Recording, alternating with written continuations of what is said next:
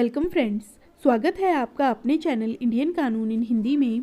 तो आज हम ये जानेंगे कि सरकारी जॉब पर किस केस का इफ़ेक्ट पड़ता है और किस केस का नहीं। दोस्तों, वीडियो में दी गई जानकारी अगर आपको पसंद आती है तो आप मेरे चैनल को लाइक, शेयर और सब्सक्राइब ज़रूर करें। अगर आपने अभी तक मेरे चैनल को सब्सक्राइब नहीं किया है तो आप कर लीजिए ताकि आने वाली नई वीडियो की नोटिफिकेशन आप तक पहुंचती रहे। तो आज हम बात करेंगे कि सरकारी जॉब पर किस केस का इफ़ेक्ट पड़ता है और किस केस का नहीं। गवर्नमेंट जॉब में क्रिमिनल केस का इफ़ेक्ट होता है और केसेस का नहीं होता। अगर किसी व्यक्ति पर क्रिमिनल केस चला है तो उस बिहाफ पर उसकी गवर्नमेंट जॉब नहीं जा सकती।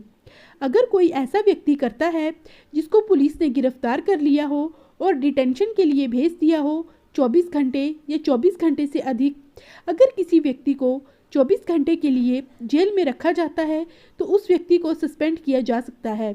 वो भी डिपार्टमेंटल इंक्वायरी बैठने के बाद ये डिसाइड करेगी कि जो व्यक्ति 24 घंटे के लिए जेल में गया था और जिस व्यक्ति ने उसकी कंप्लेंट की है, जो कंप्लेंट करने वाला व्यक्ति है और जो व्यक्ति जॉब पर है, जॉब वाला व्यक्ति उस कंप्लेंट करने वाले व्यक्ति पर क्या अपनी जॉब का रौब दिखा सकता है, इसीलिए भी उसे सस्पेंड किया जा सकता है। और वो व्यक्ति अपनी जॉब का मिसयूज़ भी कर सकता है, इसीलिए डिपार्टमेंट उसको सस्पेंड कर सकता है पर टर्मिनेट नहीं कर सकता।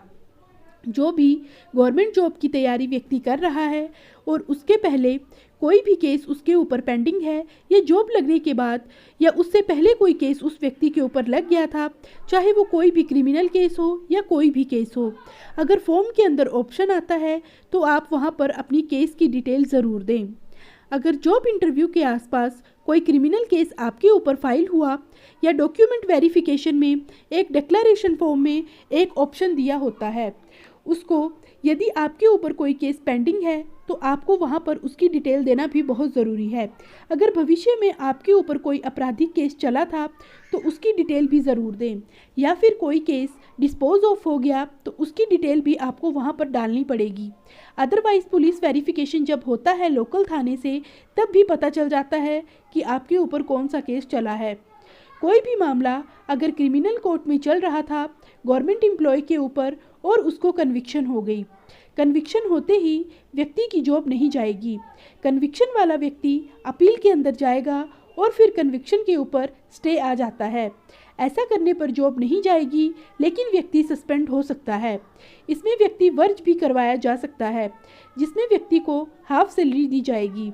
अगर बाद में व्यक्ति केस से एक्विटल हो जाता है तो गवर्नमेंट एम्प्लॉय की तरह उस व्यक्ति को भी पूरी सैलरी दी जाएगी।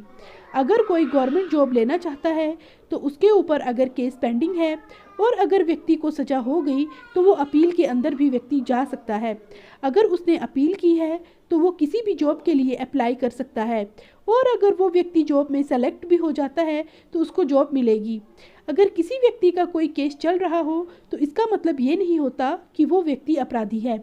इसका मतलब ये होता है कि अभी इन्वेस्टिगेशन चली है, जब तक रिजल्ट नहीं आ जाता तब तक व्यक्ति को आरोपी नहीं ठहराया जा सकता। इसमें प्रोविजन ऑफेंडर एक्ट 1998 सेक्शन 4 और सेक्शन 12 का किसी भी व्यक्ति का कोई भी केस हो, किसी भी गवर्नमेंट एम्प्लॉय को अगर कन्विक्ट किया जाता है और अगर किसी व्यक्ति का ये फर्स्ट ऑफेंस है तो वो व्यक्ति प्रोविजन ऑफेंडर एक्ट 1998 की सेक्शन 12 का एडवांटेज भी ले सकता है। अगर कोई व्यक्ति जॉब में नहीं लगा है और उसका फर्स्ट ऑफेंस है तो वो भी प्रोविजन ऑफेंडर एक्ट 1998 की सेक्शन 4 के तहत एडवांटेज ले सकता है। ये 2 साल से कम सज़ा के अंदर आपको लाभ इसका मिलता है।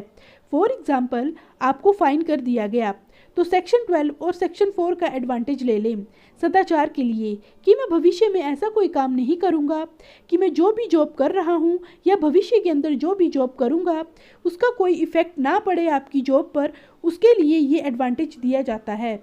ओनली एक केस के अंदर ही गवर्नमेंट एम्प्लॉय की जॉब पर इफ़ेक्ट नहीं पड़ता इस ऑर्डर का।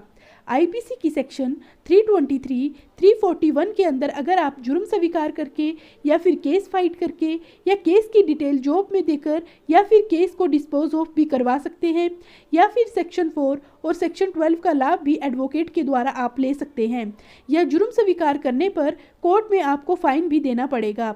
आईपीसी की सेक्शन 323, 341, 379, 380 और 504 ऐसे में आप सेक्शन 4 का एडवांटेज ले सकते हैं। फॉर एग्जाम्पल, किसी व्यक्ति का 2013 में पुलिस कांस्टेबल की पोस्ट पर चयन हुआ था और उसके ऊपर कोर्ट में केस पेंडिंग था और उस व्यक्ति ने उस केस की डिटेल उसमें नहीं दी थी जब पुलिस वेरिफिकेशन हुआ और उसे जॉब में नहीं रखा गया। इसका कारण ये था कि उस व्यक्ति ने हाई कोर्ट में रिट भी लगाई, अगर कोई केस पेंडिंग है तो उसकी डिटेल आप अवश्य दें। इस केस में उस व्यक्ति ने केस की डिटेल की जगह नो के ऑप्शन पर टिक किया था। अब बहुत ही कम चांसेस होते हैं जॉब पाने के। तो आई होप दोस्तों आप ये समझ गए होंगे कि हमें अपने केस की डिटेल देना बहुत ज़रूरी है। इसमें किसी भी तरह की लापरवाही घातक साबित हो सकती है।